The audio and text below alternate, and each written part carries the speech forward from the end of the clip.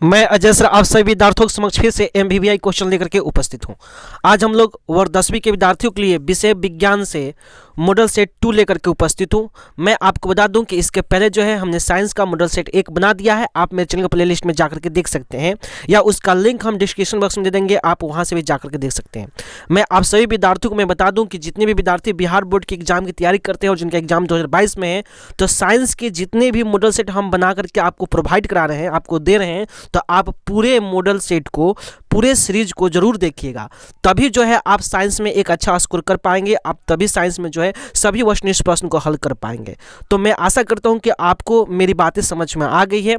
अगर आपको लगता है कि ये सभी प्रश्न इंपॉर्टेंट है और मैं जो भी बातें मैं पढ़ा रहा हूँ वो आपके लिए इंपॉर्टेंट है, तो आप जरूर मेरे चैनल को सब्सक्राइब कीजिए, वीडियो को लाइक कीजिए, साथ ही साथ वीडियो को शेयर कीजिए और बेल आइकन को जरूर दबाइए ताकि इस तरह के एमवीवीआई क्वेश्चन आपका स्क्रीन में सबसे पहले मिले और आप अपने एग्जाम की बेहतर से बेहतर तैयारी कर सके। तो आज हम लोग जो है मॉडल सेट 2 में जो है 40 वस्तुनिष्ठ प्रश्न का अध्ययन करेंगे, उसका उत्तर का भी अध्ययन करेंगे जो बहुत ही इंपॉर्टेंट है। ठीक है, तो जो भी विद्यार्थी वर्ग 10वीं क्लास के एग्जाम की तैयारी करते हैं, तो वे सभी विद्यार्थी जो है वीडियो को बिना स्किप किए देखने का प्रयास कीजिए, तभी आप एक अच्छा स्कोर कर पाएंगे, आप सभी प्रश्नों को आसानी से समझ पाएंगे। तो चलिए हम लोग बढ़ते हैं आज के जो 40 प्रश्नों का सीरीज है उस सीरीज की ओर। तो आज का सबसे पहला प्रश्न आपके स्क्रीन पर ये रहा।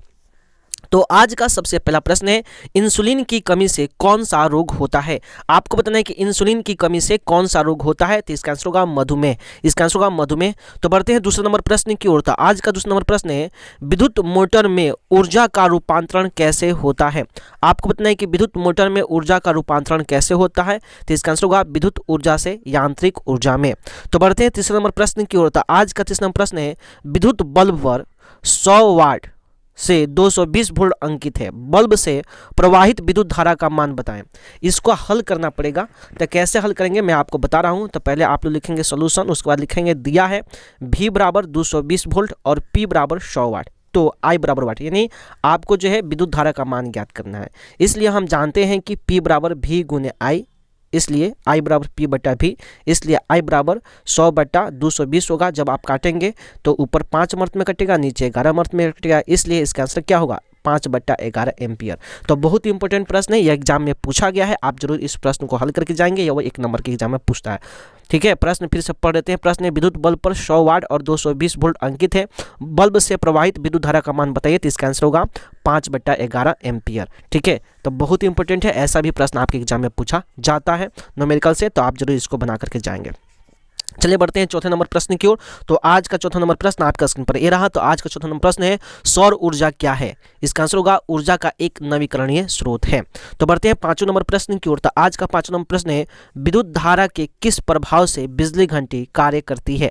आपको बताना है कि विद्युत धारा के किस प्रभाव से बिजली घंटी कार्य करती है, तो इसका आंसर होगा चुंबकीय प्रभाव से, इसका आंसर होगा चुंबकीय प्रभाव से। तो बढ़ते हैं छठे नंबर प्रश्न की ओर। तो आज का छठा नंबर प्रश्न है, सोने की शुद्धता की माप किस रूप में की जाती है। आपको बताना है कि सोने की शुद्धता की माप किस रूप में की जाती है, तो इसका आंसर होगा कैरेट। ठीक है, तो बढ़ते हैं सातवां नंबर प्रश्न की ओर। तो आज का सातवां नंबर प्रश्न है, सहसंयोजक यौगिक किसमें घुलनशील होते हैं। आपको बताना है कि सहसंयोजक यौगिक किसमें घुलनशील होते हैं, तो इसका आंसर होगा कार्बनिक घोलक में, इसका आंसर होगा कार्बनिक घोलक में। तो बढ़ते हैं आठवें नंबर प्रश्न की ओर। तो आठवां नंबर प्रश्न है, एल्काइन का सामान्य सूत्र क्या है। आपको बताना है कि एल्काइन का सामान्य सूत्र क्या है, इसका आंसर होगा CnH2n-2, इसका आंसर होगा CnH2n-2। तो बढ़ते हैं 9वें नंबर प्रश्न की ओर। तो आज का 9वां नंबर प्रश्न है, CnH2n किस हाइड्रोकार्बन का सामान्य सूत्र है। आपको बताना है कि CnH2n किस हाइड्रोकार्बन का सामान्य सूत्र है, इसका आंसर होगा एल्कीन, इसका आंसर होगा एल्कीन। तो बढ़ते हैं 10वें नंबर प्रश्न की ओर। तो आज का 10वां नंबर प्रश्न है, चाकू की सहायता से किस धातु को काटा जा सकता है। आपको बताना है कि चाकू की सहायता से किस धातु को काटा जा सकता है, इसका आंसर होगा लिथियम, सोडियम एवं पोटेशियम। इसमें से कोई भी ऑप्शन रहेगा आप उस पर टिक मारिएगा, उसको गोलियाइएगा, वही उसका आंसर होगा। तो आशा करते हैं कि आपको ये सभी प्रश्न समझ में आ रहे हैं। अगर आपको लगता है कि सभी प्रश्न इंपॉर्टेंट है और आपके एग्जाम के लिए उपयोगी है, तो जरूर आप मेरे चैनल को सब्सक्राइब कीजिएगा, वीडियो को लाइक कीजिएगा, साथ ही साथ इस वीडियो को शेयर कीजिएगा और बेल आइकन को जरूर दबाइए ताकि इस तरह के एमवीवीआई क्वेश्चन आपके स्क्रीन में सबसे पहले मिले और आप अपने एग्जाम की बेहतर से बेहतर तैयारी कर सके। तो बढ़ते हैं 11वें नंबर प्रश्न की ओर। तो आज का 11वां नंबर प्रश्न है, पौधे हरे क्यों होते हैं। आपको बताना है कि पौधे हरे क्यों होते हैं, तो इसका आंसर होगा क्लोरोफिल के कारण, इसका आंसर होगा क्लोरोफिल के कारण। तो बढ़ते हैं 12वें नंबर प्रश्न की ओर। तो आज का 12वां नंबर प्रश्न है, मछली किस अंग के द्वारा श्वसन करती है। आपको बताना है कि मछली किस अंग के द्वारा श्वसन करती है, तो इसका आंसर होगा गिल्स के द्वारा या गलफन के द्वारा, ठीक है। तो बढ़ते हैं 13वें नंबर प्रश्न की ओर। तो आज का 13वां नंबर प्रश्न है, पौधों में जल परिवहन किस ऊतक द्वारा होता है। आपको बताना है कि पौधों में जल परिवहन किस ऊतक द्वारा होता है। तो इसका आंसर होगा जाइलम, इसका आंसर होगा जाइलम। तो बढ़ते हैं 14वें नंबर प्रश्न की ओर। तो आज का 14वां नंबर प्रश्न है, पौधों में भोजन परिवहन किस ऊतक द्वारा होता है। आपको बताना है कि पौधों में भोजन परिवहन किस ऊतक द्वारा होता है। तो इसका आंसर होगा फ्लोएम, इसका आंसर होगा फ्लोएम। तो बढ़ते हैं 15वें नंबर प्रश्न की ओर। तो आज का 15वां नंबर प्रश्न है, समतल दर्पण द्वारा बना प्रतिबिंब कैसा होता है। आपको बताना है कि समतल दर्पण द्वारा बना प्रतिबिंब कैसा होता है। तो इसका आंसर होगा काल्पनिक, इसका आंसर होगा काल्पनिक। तो बढ़ते हैं 16वें नंबर प्रश्न की ओर। तो आज का 16वां नंबर प्रश्न है, निकट दृष्टि दोष को दूर करने के लिए किस लेंस के व्यवहार किया जाता है। आपको बताना है कि निकट दृष्टि दोष को दूर करने के लिए किस लेंस का व्यवहार किया जाता है। तो इसका आंसर होगा अवतल लेंस या अपसारी लेंस। तो बढ़ते हैं 17वें नंबर प्रश्न की ओर। तो आज का 17वां प्रश्न है, लाल रंग का तरंगदैर्ध्य कितना होता है। आपको बताना है कि लाल रंग का तरंगदैर्ध्य कितना होता है। तो इसका आंसर होगा 7900 एंगस्ट्रॉम। तो बढ़ते हैं 18वें नंबर प्रश्न की ओर। तो आज का 18वां प्रश्न है, बैगनी रंग का तरंगदैर्ध्य कितना होता है। आपको बताना है कि बैगनी रंग का तरंगदैर्ध्य कितना होता है। इसका आंसर होगा 4000 एंगस्ट्रॉम। तो बढ़ते हैं 19वें नंबर प्रश्न की ओर। तो आज का 19वां नंबर प्रश्न है, श्वेत प्रकाश में कितने रंग होता है। आपको बताना है कि श्वेत प्रकाश में कितने रंग होता है। तो इसका आंसर होगा 7 रंग, इसका आंसर होगा 7 रंग। तो बढ़ते हैं 20वें नंबर प्रश्न की ओर। तो आज का 20वां नंबर प्रश्न है, मानव नेत्र में किस प्रकार का लेंस पाया जाता है। आपको बताना है कि मानव नेत्र में किस प्रकार का लेंस पाया जाता है।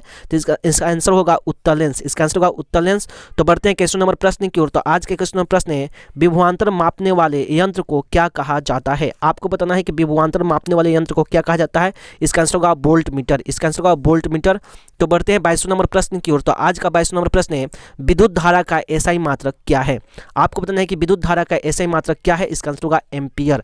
तो बढ़ते हैं 23वें नंबर प्रश्न की ओर। तो आज का 23वां प्रश्न है, विद्युत धारा को क्या चीज से मापा जाता है। आपको बताना है कि विद्युत धारा को क्या चीज से मापा जाता है। तो इसका आंसर होगा ए मीटर से, इसका आंसर होगा ए मीटर से। तो बढ़ते हैं 24वें नंबर प्रश्न की ओर। तो आज का 24वां नंबर प्रश्न है, आमीटर को विद्युत परिपथ में कैसे जोड़ा जाता है। आपको बताना है कि आमीटर को विद्युत परिपथ में कैसे जोड़ा जाता है। तो इसका आंसर होगा श्रेणी क्रम में, इसका आंसर होगा श्रेणी क्रम में। तो बढ़ते हैं 25वें नंबर प्रश्न की ओर। तो आज का 25वां नंबर प्रश्न है, किस लेंस के द्वारा सिर्फ काल्पनिक प्रतिबिंब बनता है। आपको बताना है कि किस लेंस के द्वारा सिर्फ काल्पनिक प्रतिबिंब बनता है। तो इसका आंसर होगा अवतल लेंस द्वारा, इसका आंसर होगा अवतल लेंस द्वारा। तो आशा करते हैं कि आपको ये सभी प्रश्न समझ में आ रहे हैं। अगर आपको लगता है कि ये सभी प्रश्न इंपॉर्टेंट है और आपके एग्जाम के लिए उपयोगी है, तो जरूर आप मेरे चैनल को सब्सक्राइब कीजिएगा, वीडियो को लाइक कीजिएगा, साथ ही साथ इस वीडियो को शेयर कीजिएगा और बेल आइकन को जरूर दबाएं, ताकि इस तरह के MBBI क्वेश्चन आपका स्क्रीन पर सबसे पहले मिले और आप अपने एग्जाम की बेहतर से बेहतर तैयारी कर सकें। तो चलिए बढ़ते हैं 26वें नंबर प्रश्न की ओर। तो आज का 26वां नंबर प्रश्न है, CuO + H2 is going to Cu + H2O किस प्रकार की अभिक्रिया है। आपको बताना है कि CuO + H2 is going to Cu + H2O किस प्रकार की अभिक्रिया है। इसके 4 ऑप्शन दिया गया है। ए में है उपचयन, बी में है अपचयन, सी में है उदासीनीकरण और डी में है रेडॉक्स। इसका आंसर होगा डी नंबर ऑप्शन रेडॉक्स, इसका आंसर होगा डी नंबर ऑप्शन रेडॉक्स। तो बढ़ते हैं 27वें नंबर प्रश्न की ओर। तो आज का 27वां प्रश्न है, इलेक्ट्रॉन के स्थानांतरण से बने यौगिक क्या कहलाते हैं। आपको बताना है कि इलेक्ट्रॉन के स्थानांतरण से बने यौगिक क्या कहलाते हैं। तो इसका आंसर होगा वैद्युत संयोजी, इसका आंसर होगा वैद्युत संयोजी। तो बढ़ते हैं 28वें नंबर प्रश्न की ओर। तो आज का 28वां नंबर प्रश्न है, CuO + H2 is going to Cu + H2O में किसका अपचयन होता है। आपको बताना है कि CuO + H2 is going to Cu + H2O में किसका अपचयन होता है। तो इसका आंसर होगा CuO का, CuO का यानी कॉपर ऑक्साइड का। ठीक है, मैं आप सभी को बता दूं कि उपचयन और अपचयन से मैंने एक स्पेशल वीडियो बनाया है। आप जरूर उपचयन और अपचयन का वीडियो देख लीजिएगा, मेरे चैनल का प्लेलिस्ट में दिया हुआ है, या उसका लिंक हम डिस्क्रिप्शन बॉक्स में दे देते हैं। ठीक है, तो आप जरूर उस वीडियो को देख लीजिएगा उपचयन और अपचयन का। ठीक है, उसमें हमने 19-20 प्रश्न को गेस किया है और हमने बताया है कि किसका उपचयन हो रहा है और किसका अपचयन हो रहा है। तो आप जरूर उसको देखेंगे, क्योंकि उससे 2 क्वेश्चन आपके एग्जाम में लड़ेगा ही लड़ेगा। ठीक है, तो आप जरूर उस वीडियो को देख लीजिएगा। चलिए बढ़ते हैं 29वें नंबर प्रश्न की ओर। तो आज का 29वां नंबर प्रश्न है, Cu + O2 is going to CuO में किसका उपचयन होता है। प्रश्न फिर से पढ़ देते हैं। प्रश्न है, Cu + O2 is going to CuO में किसका उपचयन होता है। तो इसका आंसर होगा कॉपर का, इसका आंसर होगा कॉपर का। तो बढ़ते हैं 30वें नंबर प्रश्न की ओर। तो आज का 30वां नंबर प्रश्न है, कार्बन हाइड्रोजन से संयोग कर बनाता है। आपको बताना है कि कार्बन हाइड्रोजन से संयोग कर क्या बनाता है। इसके 4 ऑप्शन दिया गया है। ए में है आयनिक यौगिक, बी में है हाइड्रोकार्बन, सी में है हाइलोजन और डी में है अम्लराज। इसका आंसर होगा बी नंबर ऑप्शन हाइड्रोकार्बन, इसका आंसर होगा बी नंबर ऑप्शन हाइड्रोकार्बन। तो बढ़ते हैं 31वें नंबर प्रश्न की ओर। तो आज के 31वें नंबर प्रश्न है, आवर्त सारणी के प्रथम वर्ग के सदस्य हैं। आपको बताना है कि आवर्त सारणी के प्रथम वर्ग के सदस्य कौन है।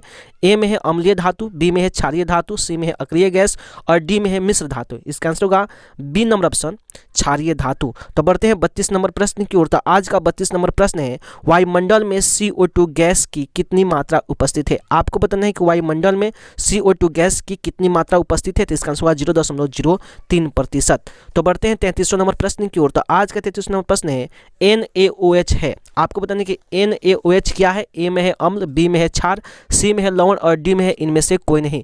इसका आंसर होगा बी नंबर ऑप्शन क्षार। तो बढ़ते हैं 34 नंबर प्रश्न की ओर। तो आज का 34 नंबर प्रश्न है, फूलों में नर प्रजनन अंग कौन होता है।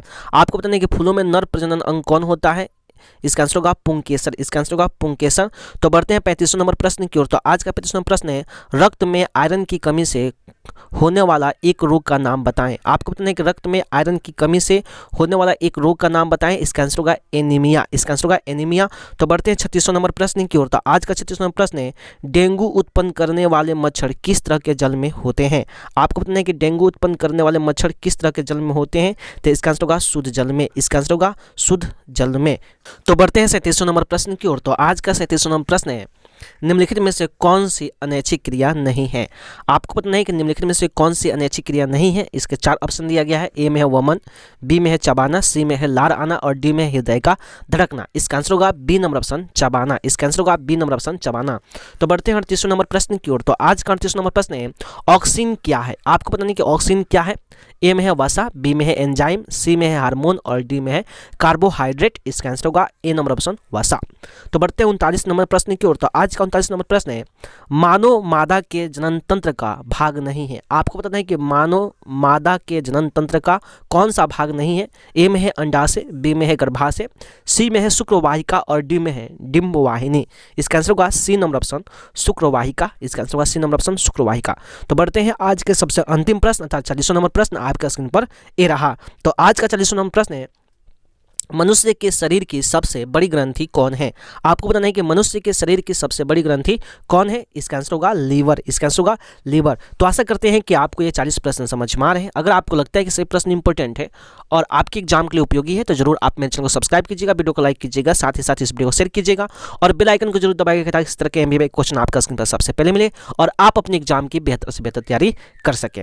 मैं आपको बता दूं कि अगर आपको साइंस में एक अच्छा स्कोर करना है, सोशल साइंस में एक अच्छा स्कोर करना है, मैथ में अच्छा स्कोर करना है, तो मैं जितनी भी वीडियो मैं बना रहा हूं आप सभी वीडियो को गौर से देखिए, सभी प्रश्नों को ध्यान से पढ़िए, तभी आप एग्जाम में एक अच्छा स्कोर कर पाएंगे। तो आशा करते हैं कि आपको ये बातें समझ में आ गई है। इसी के साथ बिहार बोर्ड के जितने भी विद्यार्थी हैं, साथ ही साथ इस देश के जितने भी युवा हैं जो किसी भी कॉम्पिटिटिव एग्जाम की तैयारी करते हैं, उन सभी मित्रों को, सभी दोस्तों को मेरी तरफ से बेस्ट ऑफ लक।